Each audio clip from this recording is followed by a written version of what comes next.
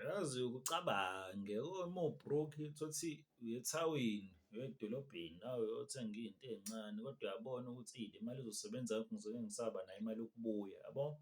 Ukucabanga ukuthi ekhumbini indaba ebengayisebenzisi ile nto le yi-Pickpoint le mishini le ethephayo noma u-insert-e ikhadi, kukhokhe ngekhadi nje nasekhumbini.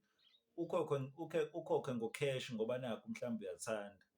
Ngoba uyabo ukuthi kunga-round-a i-speed point ikhumbi yonke. Mhlawumbe wena uvele uhlale ekhoneni, uma uhlala ekhoneni uyazi mhlawumbe ikhadi lakho vele lizovele li-decline ukuthi ngeke aze akubone u-conductor laphaya, izovele i-decline le nto engaboni yena laphayana ukuthi indaba engasebenzisa le mishini le yokukhokha ngekhadi lapha ekhumbini. Ngoba phela yonke indawo ile nto le i-technology iyaqhubeka yabo, ukuthi lawa amakhumbi yini i-technology ingaqhubeki kubona.